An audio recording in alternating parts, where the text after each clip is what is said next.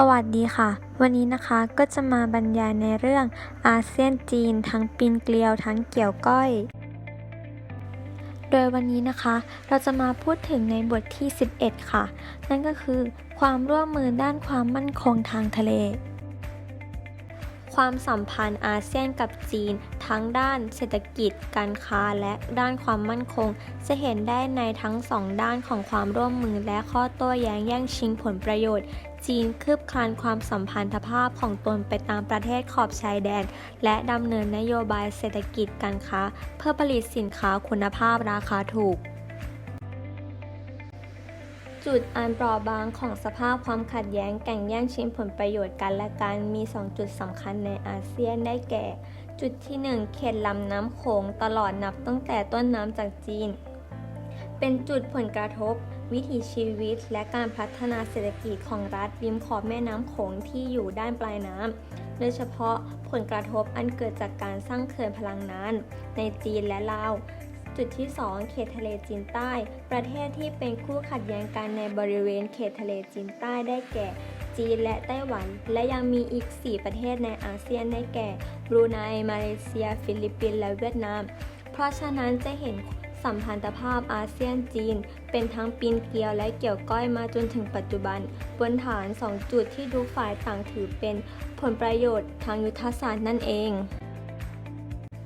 ต่อมานะคะเราจะมาพูดถึงในหัวข้อประเด็นอันท้าทายต่อความมั่นคงทางทะเลระหว่างอาเซียนกับจีนหลังปีค.ศ. 1990 เป็นต้นมาภูมิภาคแห่งนี้ก็เริ่มได้เห็นการพัฒนาเศรษฐกิจที่เป็นไปอย่างรวดเร็วและหนักแน่นยิ่งขึ้นทั้งจะเห็นได้ถึงการขยายตัวอย่างมหาศาลทางด้านการค้าและการลงทุนต่อพื้นภูมิดังกล่าวนี้อุปสงค์ทางด้านทรัพยากรและความมั่นคงของเส้นทางเดินเรือทางทะเลก็เริ่มมากขึ้นสถานะทางยุทธศาสตร์ทางทะเลก็มากขึ้นเช่นกันการคุกคามความมั่นคงสมัยใหม่ต่างกับการคุกคามในรูปแบบเดิมๆและโดดเด่นเป็นที่เข้าใจของสาธารณชนหลังจากที่สงครามเย็นสิ้นสุดลงการคุกคามความมั่นคงของโลกก็ดูจะลดลงอย่างเห็นได้ชัดการคุกคามในรูปแบบใหม่เช่นลัทธิก่อการร้ายและโจรกรรมของพวกโจรสลัดยกตัวอย่างลัทธิก่อการร้ายได้แก่เหตุที่เกิดจากการก่อการของกลุ่มอาบูซัยยับในฟิลิปปินส์ซึ่งก่อเหตุบ่อยครั้งและในประเทศอินโดนีเซียในเขตยากีนั้นแหลกลานด้วยความขัดแย้งกันมาหลายปีหรือในประเทศไทยจนถึงขนาดนี้ก็ยังได้เห็นการวางระเบิดทำลายชีวิตผู้บริสุทธิ์ใน3จังหวัดชายแดนภาคใต้ไปถึง 10,000 คนส่วนการโจรกรรมของพวกโจรสลัดนั้นมีเพิ่มและขยายตัวอย่างรวดเร็วในแต่ละวันถ้าดูตามสถิติของสำนักงานด้านการทะเลนานาชาติจะเห็นว่ามีการโจมตีของโจรสลัดเกิดขึ้นถึง 445 ครั้งกับเรือพาณิชย์ต่างๆนี่เป็นตัวเลขที่เกิดขึ้นทั่วโลกในปีค.ศ. 2003ต่อมานะคะเราจะมาพูดถึงในหัวข้อจุดเริ่มต้นที่ดีในความร่วมมือด้านความมั่นคงทางทะเล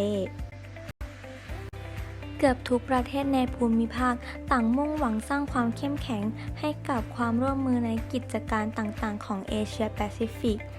ต่างส่งเสริมความน่าเชื่อถือต่อกันแก้ความต่างที่เป็นความขัดแย้งโดยผ่านกระบวนการให้คำปรึกษา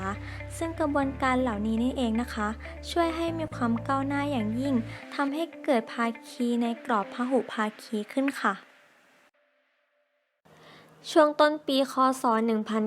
1994 ฝ่ายทหารของจีนได้เข้าร่วมประชุมอย่างเป็นทางการถึง2 ครั้งในเรื่องการค้นหาและการให้ความช่วยเหลือทางทะเลโดยมีการพัฒนาและการร่วมมือด้านความมั่นคงทางทะเลระหว่างอาเซียนดังนี้1 เดือนธันวาคม ค.ศ. 2000 จีนกับเวียดนามได้ลงนามอย่างเป็นทางการโดยให้มีการลดข้อจำกัดเขตแดนทางทะเล 2 เดือนเมษายน ค.ศ. 2000 และเดือนมีนาคม ค.ศ. 2001 องค์กรทางทะเลระหว่างประเทศได้มีการจัดประชุมที่โตเกียวโดยประเด็นการประชุมนั่นก็คือการต่อต้านโจรกรรมของโจรสลัดในเอเชียแปซิฟิก 3 เดือนพฤศจิกายน ค.ศ. 2002 จีนกับอาเซียนได้ลงนามในแถลงการร่วมกันด้านความร่วมมือในประเด็นภัยคุกคามสมัยใหม่ขึ้น 4. ในเดือนตุลาคม ค.ศ. 2003 จีนได้เข้าร่วมอย่างเป็นทางการในสนธิสัญญามิตรไมตรีและความร่วมมือ 5. ต้นปี ค.ศ.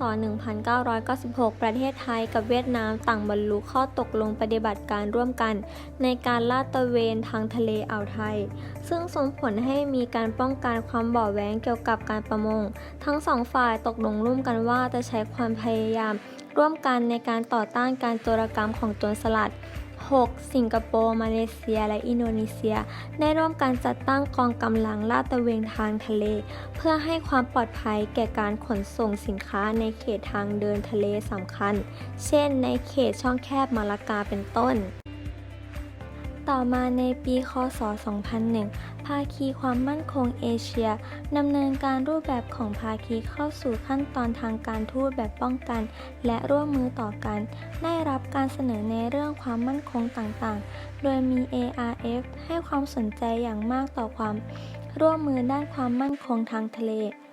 ARF คือผลสืบเนื่องจากมติสุดยอดอาเซียนครั้งที่ 4 ที่สิงคโปร์เมื่อพ.ศ. 2535 ในการประชุมครั้งนั้นสุดยอดผู้นำได้ประกาศเจตนารมณ์ที่จะแสวงหาเวทีในการนำรัฐสมาชิกเข้ามาเกี่ยวพันในกรอบความร่วมมือทางด้านความมั่นคงนั่นเองค่ะ ต่อมาเราจะมาพูดกันในหัวข้อพื้นฐานอันเข้มแข็งและครอบคลุมอย่างกว้างขวางสำหรับความร่วมมือด้านความมั่นคงทางทะเลระหว่างอาเซียนกับจีน จะเห็นได้ว่าความร่วมมือด้านความมั่นคงทางทะเลระหว่างอาเซียนกับจีนนั้นเริ่มต้นกันมาด้วยดีแต่ความร่วมมือดังกล่าวนี้ยังตามหลังความร่วมมือและการพัฒนาเศรษฐกิจของภูมิภาค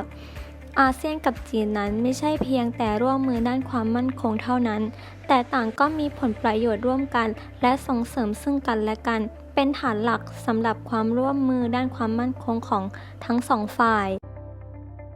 ประเทศในภูมิภาคเหล่านี้มีความแตกต่างกันในเรื่องขนาดของประเทศระบบสังคมความเชื่อทางศาสนาและอุดมการณ์แต่ก็ล้วนแสวงหาหลักการความเคารพซึ่งกันและกันและไม่แทรกแซงกิจการในประเทศหรือนโยบายต่างประเทศของประเทศต่างๆทั้งหมดนี้ไม่ใช่เพียงข้อป้องกันล่วงหน้าเพื่อเป็นหลักประกันสันติภาพและความรุ่งเรืองของภูมิภาคแต่ต้องถือเป็นเจตนารมณ์ทางการเมืองในความร่วมมือด้านความมั่นคงระหว่างอาเซียนกับจีนด้วย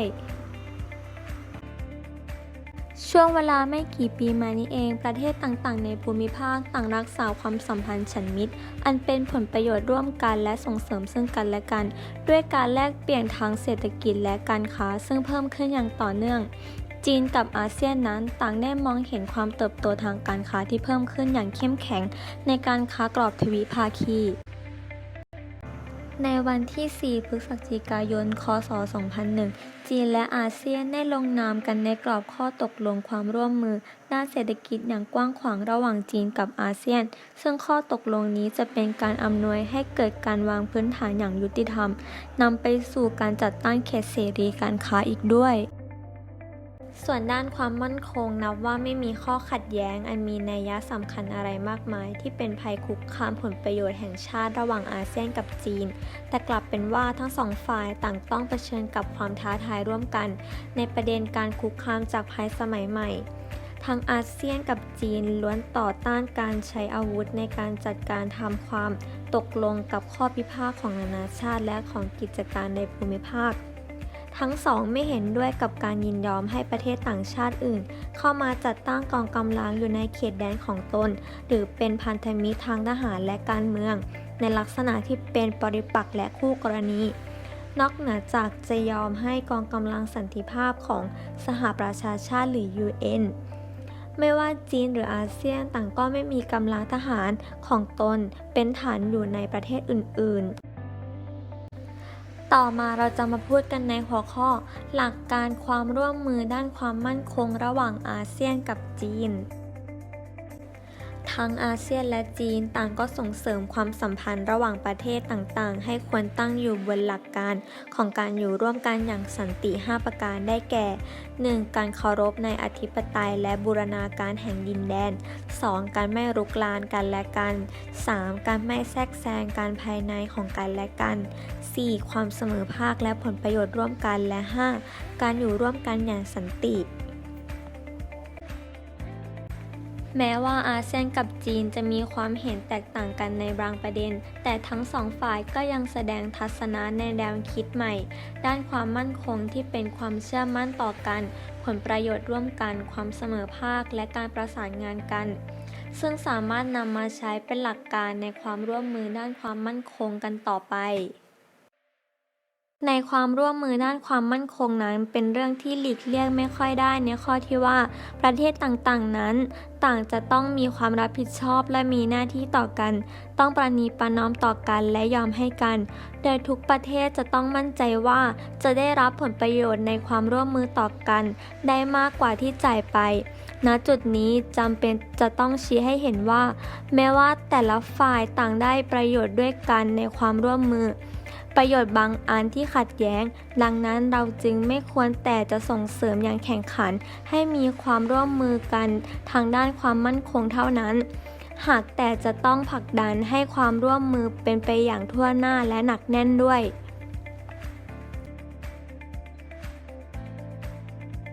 ในด้านความมั่นคงจากการคุกคามสมัยใหม่ จีนกับอาเซียนสามารถร่วมมือต่อการด้านความมั่นคงทางทะเลในรูปแบบต่างๆกันดังเช่น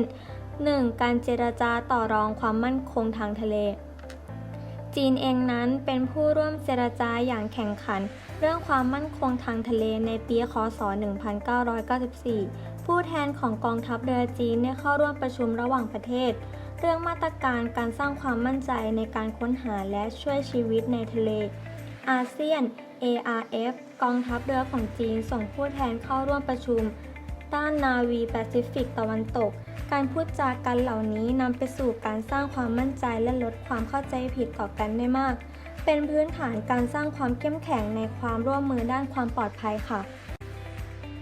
2. การปรึกษาหารือด้านความปลอดภัยในการขนถ่ายสินค้าเส้นทางการขนถ่ายสินค้านานาชาติในเอเชียแปซิฟิกเป็นไปอย่างหนาแน่นและอันตรายมากกองทัพเรือของสหรัฐจึงเริ่มปรึกษาหารือกับจีนในเรื่องความปลอดภัยในการเดินเรือของกองทัพทั้งสองฝ่ายดังนั้นจึงมีความจำเป็นสำหรับอาเซียนและจีนที่ต้องปรึกษากันว่าทำอย่างไรต่อการปกป้องความปลอดภัยของการนาวีของกองทัพ 3. ปฏิบัติการต่อต้านลัทธิก่อการร้ายในทะเลจีนกับอาเซียนนั้นสามารถร่วมมือกันได้ในชั้นแรกคือในเรื่องการเปลี่ยนข้อมูลความลับในการปราบปรามลัทธิก่อการร้ายความร่วมมือและการประสานงานร่วมกันในการจัดการกับเรื่องอันเกี่ยวพันด้านกฎหมายและการส่งตัวผู้ต้องสงสัย 4. การค้นหาและการช่วยชีวิตในทะเลเรื่องการค้นหาและการช่วยชีวิตในทะเลนี้เป็นเรื่องหนึ่งที่เป็นผลประโยชน์ร่วมกันของรัฐที่ตั้งอยู่ตามขอบทะเลจีนใต้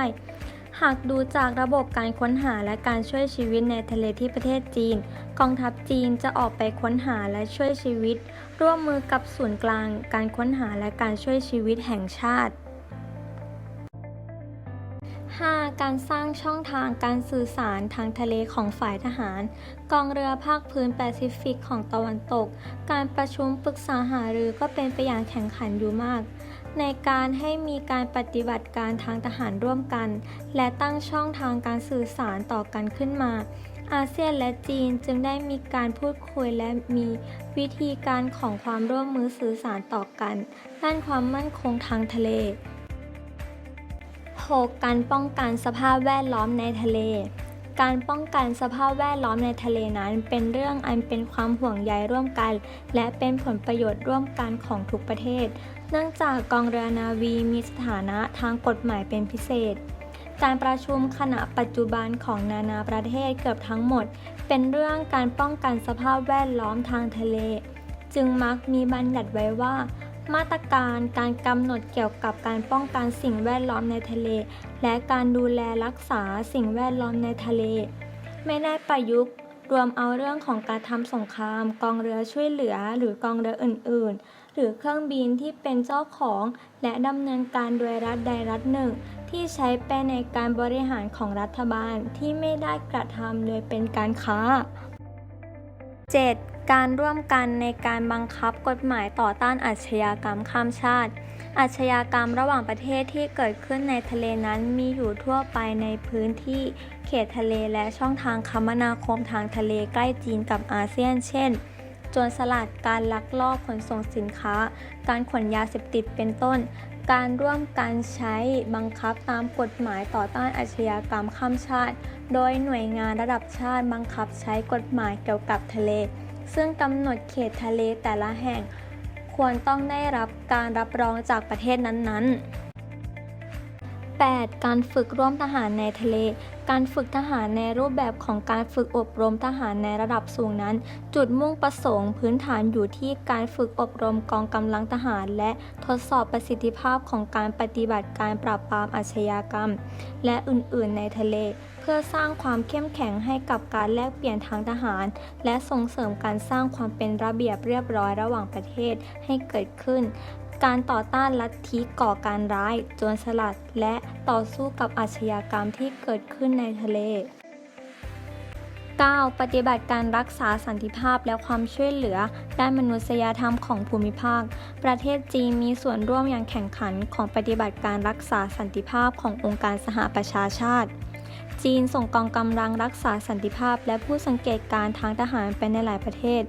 กองทัพปลดแอกประชาชนจีนไปยังกัมพูชา